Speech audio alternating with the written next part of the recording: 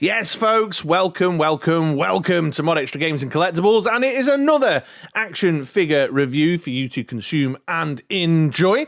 Today's installment, as you can see here, is going to be the G.I. Joe Classified Series Lowlight figure. So stick around, we're going to take a look at the unboxing, we're going to take a look at his aesthetic and the visual experience of the character, we're going to talk about his articulation and how he poses, and we're going to talk about all the extras, the added value and accessories that have been included with the figure. And by the end of the video, it is my hope that if you're thinking about picking up a lowlight of your own, that, you know, this vid will help you make your mind up. So come with me back in time now as I share my first unboxing experience with lowlight. Here we go then, folks. Here is the packaging for lowlight, and it's the standard fare for what we've seen with G.I. Joe Classified Series of late.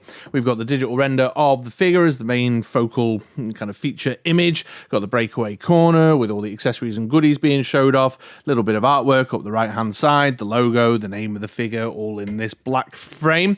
I love the digital render on this one. In my Easter eggs video I did a little while back, I hypothesized, I think reasonably, that this was a action figure interpretation of the Real American Hero issue 272 cover with lowlight hiding behind a tree with his sniper rifle from some approaching bats, which this appears to be also. So that's really cool. Love that little nod and a wink towards the fan base. Then here on the back, we can see that he's number 86 in the line. We've got the figure with the measuring stick up the side there, showing us that lowlight is just under 6.3 inches tall. All the accessories and goodies being shown off again. 2 breakaway windows with some highlighted features, which is his signature sunglassy, gogglesy type thing, and I don't know what. Maybe it's the paint applications that they're particularly pleased with there. I'm not entirely sure what that's showing off. Import sticker here. Obviously, I've got this from an independent retailer here in the UK who are importing from Hong Kong. Shout out to my folks over at In Demand Toys.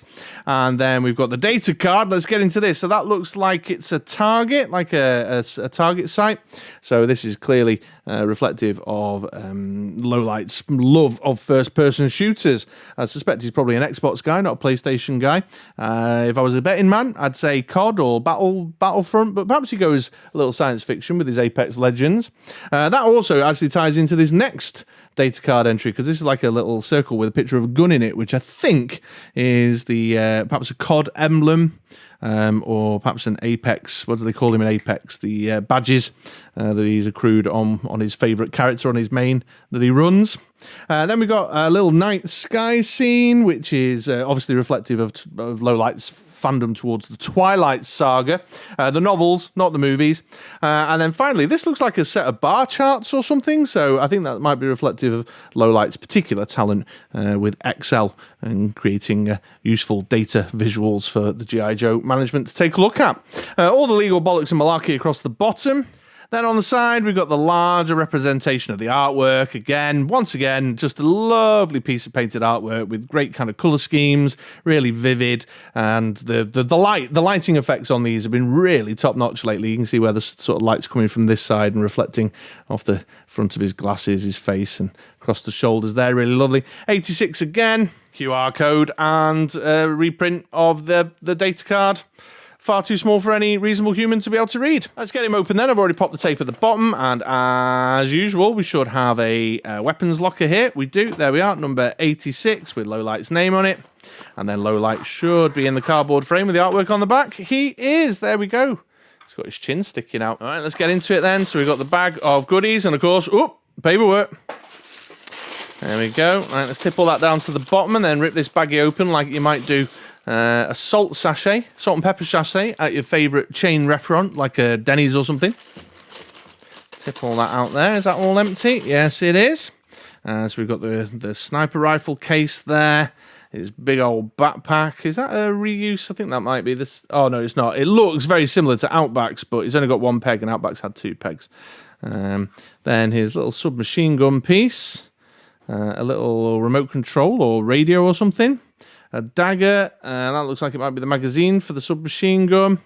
We've got the goggles, and it looks like the rifle's already inside the case. Let's have a look. Oh, yes, it is. There we go. The bipod's fallen out of that. All right, we'll be having a good close look at that in a minute. That's brilliant. And then, oh, he's tie wrapped in. One sec. Right, I've chopped those off there to get the figure out. And there we go, there's Lowlight and all his goodies. So time for me to go away and get hands-on with the figure, get some good man-child playtime in so I can gather some nice solid review thoughts. And I'll be back, or Future Chris will be back, in a couple of seconds now to share the 3A's review. So stick around, I'll be with you in 3, 2, 1... All right then, folks, it's been a couple of days and I'm now ready to share some review thoughts. So here is Lowlight as he comes out of the cardboard frame in the packet. And he's a pretty good looking figure on initial inspection. And over the last couple of days of getting hands-on and engaging with him, I've found a lot to like. Although there's a few little bits I want to point out with regards to the aesthetic of the character. Bringing him a bit nearer to the camera, we can conduct a closer inspection of some of the visual details, and we can see that there's lots of great sculpting detail in there to give the figure some texture, some depth, some personality, which I enjoy a great deal. Let's talk about the head sculpt. I love the head sculpts on G.I. Joe Classified series figures, and this one is up to the usual standard. Got some great sculpting in the features, got its own personality, its own unique look. The paint applications enhance that a great deal around the eyebrows, the eyes, the lips. I especially enjoy the darkened rings around the eyes. Obviously a little Easter egg nod, or I say obviously, I believe it's a little Easter egg nod to the, what's the name of the episode? Nightmare Assault episode, where he's, you know, having sleepless nights with his nightmares and stuff. So that's all lovely. The hat as well, great fabric texture, giving it some nice depth and personality. Loving that. In fact, let's take a closer look at that. Look at the great sculpt on that beanie. Wonderful work. And while I'm spinning them around, we can see the Lowlight signature curly blonde locks as well. Lovely sculpt on those too. The face is a little bit vanilla, but I believe that's forgivable. When it comes to Lowlight, he's known to be a very stoic, very stony face character, and so this more vanilla, serious look works for him. It's it's not as damaging as it has been, say, with some of the Marvel Legends that I've called out for that in the past. Lots of other great sculpting details throughout the figure here, so you can see his shoulder pad, his kind of, what colour is that? Like a burgundy red shoulder pad piece there with the texture detail in it. Loads of sculpted details in the shirt, like his buckles, his strap here with his pouch and his grenades. You can see all that going on there. Nice paint applications too with the different colours, the black strap, the green grenades, paint application on the buckles and the shoulder pad and the white t-shirt underneath. Those sculpting details carry on throughout. You can see the belt here with the belt buckle. Again, a paint application applied across those to give it a bit of colour. Even more textured detail there on the sleeve and the different coloured gloves. You can see pouches, some pockets at the top of the shoulder here. More paint applications applied to more buckles across the body too. I love the fact that they do these ones on the back, because the vast majority of instances when his backpacks are plugged in, I say backpacks plural, I'll show you that later, that will rarely be seen, but they've still taken the time to give that some attention to detail, as well as all the fabric creases and folds throughout. Paint application on the little carabiner clip there, which is nice, and then you got all the details in the thigh pouches and holsters, the texture folds and creases down the trousers, more textured elements down the bottom here, and the leathery looking boots. All awesome. Yeah, it's just great. Look at all the sculpted detail, the creases and folds in his trousers and across his arse here. Awesome. Just really awesome. It's great sculpting work. We have got one sculpted detail that's a little bit squiffy. I don't know if you folks noticed as I was going through that little rundown. We've got this buckle here that's misaligned from one side of the torso to the other across the diaphragm cut, which is a little bit annoying. Colour scheme's good as well. It's in line with the original, classic look of Lowlight's uniform, both from the comic book and from the cartoon, in that kind of grey, but with those little extra modern touches just to give it a bit of further depth in this more modern contemporary version of the character. And I've mentioned before about the G.I. Joe Classified series love of symmetry, and they've done that with the two tones of grey, the darker grey and the lighter grey, just to give it a bit of balance with a few splashes of colour to give it some shelf presence. One visual element on the figure that's a bit of a con going on the drawbacks list is the larger chasms at the top of the shoulders here for these shoulder hinges. They're really big, they're a bit of an eyesore, and they do kind of break the lines of the character, if you know what I mean, and really highlight the fact that you're playing with a plastic toy, which you are, you know, you're playing with a plastic toy, but it's something that stands out. Now, I'll show you the articulation in a bit, but I don't believe they're there to add any kind of extra range of motion or anything. It seems to be the same standard T. So I'm not sure what's happened with the moulding of the figure there, but it's yeah, a little bit of an eyesore, which is disappointing.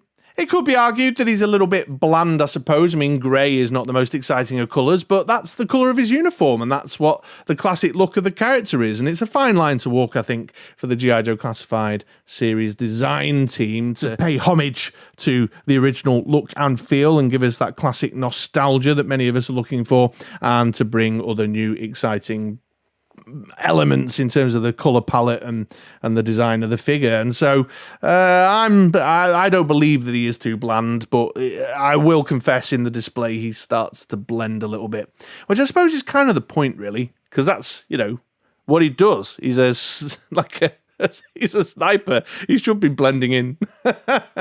So yeah, good job, Lowlight. So in conclusion, it's a thumbs up. MoDXtra Games and Collectibles recommends with regards to the figure's aesthetic and the visual experience. I wanted a good classic looking lowlight, and they've delivered a good solid classic looking lowlight with those extra little contemporary touches that G.I. Joe Classified series like to give with the figures. So yeah, absolutely a thumbs up. So right, let's talk about the articulation now then, shall we? So I'm not going to spend a great deal of time on this. I'll do the usual rundown because it is the standard G.I. Joe Classified series articulation scheme. So for those who've had one in hand before, you'll be very familiar with what I'm about to show you. But if anyone's new to the line and looking at this for the very first time, I'll do a quick overview before I wrap up. But what I will say before I get into the show and tell on the articulation is that I am sorry to report this is now figure number 4, the fourth of a little run that I've had where the QC around the articulation hasn't been great. Really stiff elbows, really stiff knees. In fact, I'm still struggling with the knees, even after giving them all 4 of them, many baths over the last couple of days. And this lowlight has got a really gummy, stiff ball joint in the centre there, which has definitely got in the way of some of the stuff I was trying to do with my big old man-child play session the other day. I was struggling to get him into some poses that I know G.I. Joe Classified series figures with this articulation scheme can get into. And that was mostly because of these crunchier joints, especially down here, the double knee section. So that's just a little bit of something in the review I wanted to report. But as I always say, this is possibly just mine. This is my personal experience with one figure. It is my sincere hope that if you're planning on picking up a lowlight, you don't experience the same. Okay, getting started above the net then, we've got the standard ball at the top of the net, ball at the bottom of the net, which gives us some down, which gives us some up, gives us the full 360 X assist and some tilt, like so. You could do a little bit of chicken pecking. Yeah, it's all good. The only disappointment with this articulation is that you can't get his head far up enough to do a nice prone sniper pose. It's not quite, you have to really sort of lean into the ab crunch for that, and then it looks a bit weird. So that's something to be mindful of, which is a disappointment because, you know, that's one of his key defining features is his role as a sniper on the squad. Then we've got the butterfly joint in the shoulders, giving him a nice bit of forward and back. You can go all the way around in a full 360. Hinge in the armpits, giving you the T-shape, and that's the standard T-shape. Like I said before, I don't believe that extra cutaway in the hinge there is doing anything to help out. Swivel at the top of the bicep and tricep there. Pinless double elbow, getting you up to there. Pegged in hand that can swivel 360, and then the left one has got the forward and backwards hinge, and the right one, like many others, has got the up and down. Diaphragm cut here in the torso, giving really good ab crunch forward and really good lean back. And then I've already briefly mentioned the ball joint and swivel in the hip, which as you can see is a good range of motion, but mine's very springy. The G.I. Joe Classified series drop down ball joint in the groin, giving a good range of motion forward. And a really good Russian ballet splits for lowlight there. Well done, son. Very flexible indeed. Whoop. Thigh cut there, giving swivel at the top of the thigh. Pinless double knee, getting you all the way up to there. And as you can see, after a bit of heating activity, I'm getting the range of motion in there, but it's still very crunchy. You can still hear I don't know, can you hear that? You might not be able to hear it, the camera's the microphone's pointing in the wrong direction. Swivel at the top of the boot there, giving him some movement around that space. And then the classic hinge and rocker in the ankles.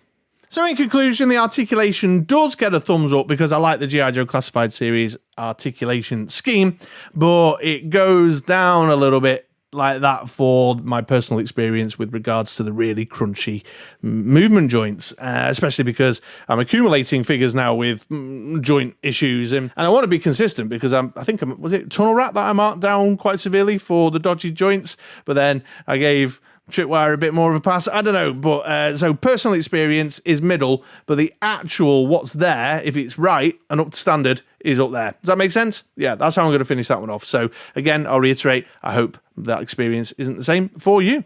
Right, accessories and added value time, folks, and I'm going to start with this one. His goggles, because this is clearly a key defining visual characteristic for the figure there. You know, that's what he's associated with. Now, this is a nice piece of work. It's flexible, but it's not come out all misshapen, as some of these items have done for me recently. It's got a little bit of sculpted detail in the strap there, and of course the paint application to colour the visor red. It's a little bit thinner and a bit more shallow than my mind's eye pictures the visory goggly glasses things that Lowlight has, and this is obviously an effort to make them look a little bit more modern. These fit on nicely. I like to go front to back just to make sure I've got them cradled nicely over his nose and across his eyes, and then just bring the strap down across the back like so. Then his other key defining feature, of course, is his sniper rifle. That's what he's known for. That's his role in Team G.I. Joe, is as a sniper. Now, this is a whole kind of modular thing that I'll break down in a second, but you can see it's a single piece of molded plastic in the main body of the rifle. Then you've got various removable sections like the suppressor there, the bipod on the front. You can remove the scope on the top. My hand's in front of the lamp, so it's all a bit dark. There we go. Let's do that again. And the magazine can come out as well. So this suffers from an issue that we've had with many G.I. Joe Classified series weapons of late, and that's the rubbery, bendy kind of plastic that they've used. It came out of the packaging not too bad. It's pretty straight. I didn't have to do any remedial heating action with it. This is mostly because of the case, which I'll be moving on to take a look at in a minute. But the butt, you can see there, I think, if I bring it up into the light, and the barrel are very wobbly indeed. And I've found that a bit of a challenge when trying to pose him up into some certain poses, like the gun sort of bending like that. Not enough resistance to put it into his shoulder. And of course, aesthetically, I imagine some of the classicists will not be too pleased with this rifle. In fact, I'm not all that pleased with this rifle. I'd like a more classic look sniper, which, I think I actually know. Is Lowlight's sniper rifle an M14 or a 24? Something like that. I feel like I've heard that mentioned in an action movie that I've watched once. Hopefully that will impress the firearms fans for a change in my comments. But I don't know what this is, so let me know if this is a replication of a contemporary in-use weapon or whether it's a kind of unique, more sci-fi G.I. Joe Classified series design. But yeah, it's a bit wobbly and it looks a bit thin, and I don't know, it's not as chunky and impressive as the big old sniper rifle that Lowlight is more traditionally seen with. Here's the case then, the sniper carry case, which is a lovely piece of work. Obviously a great piece of storytelling added value with our accessories there, and very on brand, on point for Lowlight, which I'm pleased to see. This is a functional case as well that you can open up, so we'll have a look at that in a second. But clearly you can see it's a very well sculpted piece of work with all the various pockets and pouches for storing gear in. Got this carry handle here, which is nice and rigid for putting into his hands. I've done a few photos actually with him slinging it under his arm and what have you, which is nice. And this has a peg on the back there, so you can peg it into his peg hole on his back. But there's also a second hole there, which I'll revisit in a little bit. Let's take a look at the insides. So you can see there, you can pop it open like that, and it's got compartments for each of the modular components that make up the sniper rifle. And so you could take the rifle with magazine and pop it in that main section in the middle there. There's then a compartment for the scope up top here. This is actually quite hard to do when I'm watching myself on a screen rather than actually watching my hands. Component here for the suppressor, and a nice little slot there for the bipod so it can all be packed away. And then it's got these clips here which crunch down and click quite satisfyingly and keep it nice and firm. And then the peg hole and the peg just go together like so. Lowlight comes with some small arms. Here's his little knife. This is a single piece of molded plastic with a paint application on the blade, giving it a nice shiny metallic look. It's got some sculpting in there to bring it to life. There's some grippy bits on the handle. So that's a nice piece of knife work, and that can be stored on the figure.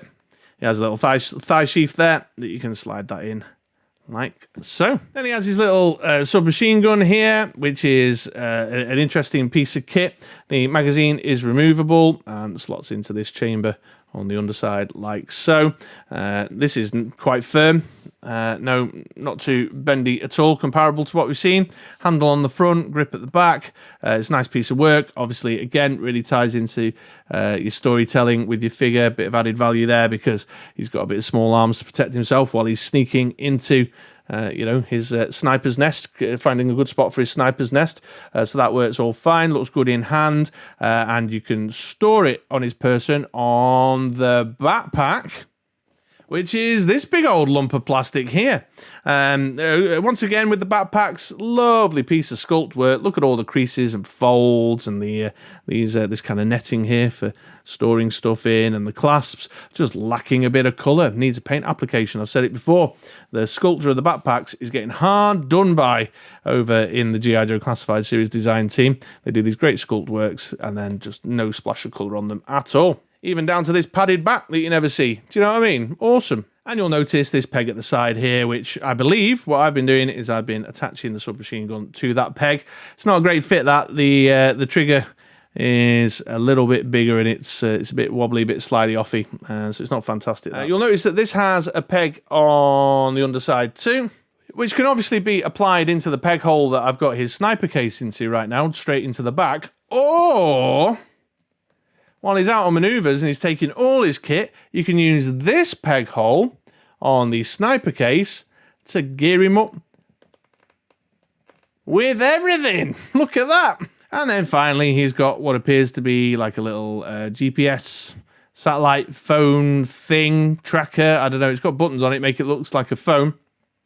Single piece of molded plastic. Nice accessory again for a bit of narrative storytelling. Also a good accessory because it's generically useful across, all your G.I. Joe classified figures if you want to cram that in the hand of someone else. But that can be stored about Lowlight's person too, with another thigh holster on the other side that you can just pop it in like so. So I'm going to conclude with a thumbs up for the accessory selection. I do believe it adds value, but with the small print and, with the little caveat about the sniper rifle that I mentioned earlier. And then just one final note before I move on. The double backpack situation really throws the centre of gravity off. He's very difficult to independently stand and balance, especially when you've got crunchy knees with the double backpack on. But it's great narrative storytelling stuff. It really enhances the play experience, so I've got to give it a thumbs up to be fair and to be consistent. Quick figure comparison now then, folks, and here is Lowlight with Stalker. Stalker doing a little bit of spotting for Lowlight. And here he is with Big Ben, who I think, I'm less familiar with the DIC cartoon, but I think the two of them hung out in an episode or two in the DIC cartoon. Big Ben here, kitted out with a weapon that's probably not militarily accurate for the SAS, but, honestly, who gives a fuck? And here he is with Dr. Mindbender, because I always like to grab one from the other side of the display. He's a recent addition to the collection, and the two of them have a collection in the Nightmare Assault episode that I mentioned earlier. So there you go. All right then, folks, here's Lowlight making his way around on the turntable. This is the pose that I kind of settled into when I finished up a bit of a man-child play session last night. I've thinned him down a bit. I've stripped some of the accessories off, gone for backpack, gone for rifle, out in the jungle, night manoeuvres, looking for a good sniper's nest spot to wreak some havoc on cobras. And as you will have probably noticed from the comparisons, I've been sort of displaying him up with characters like Big Ben, like Stalker, who are in the darker camo gear, darker colours, villagers look like they're sneaking around in the jungle on maneuvers with him. That works for me. That works for me. So in conclusion, it's a MoDXtra Games and Collectibles recommends. There are some disappointing drawbacks, a few disappointing things that I've called out through the course of the video that may influence your decision as to whether this is the figure for you. But I've found that I've had a good play experience. I've found I've had a good experience as someone who likes to photograph their figures, and I've had a good experience displaying him up and putting him in interesting kind of displays with the other figures. That's the 3 for 3 in terms of what anyone might be looking for as a G.I. Joe Classified Series collector. So I'm happy with that. That works. That's spot on. Okay, well, that brings us to the end. Thank you so very much for coming and hanging out with me. There's a million other channels you could have been watching, and you chose to watch mine. And while I'm here, I just want to pause and say an enormous thank you to everyone who's been with me on this journey with the channel so far. Between recording my Firefly video, which is not actually live yet as the time of making this vid, and this video, I've broken 1,000 subscribers. So an enormous thank you very much to the supporters out there, the regular viewers, the members of the MoDXtra Games and Collectibles viewing community. Big love. Mwah. I'm so appreciative of the support. So if you are watching, you're not already subscribed, hit that subscribe button, hit the like, but that's it. I'm done. Get yourself a low light pre-ordered if you fancy it. Have a great day, folks, and I'll see you later. Bye-bye now.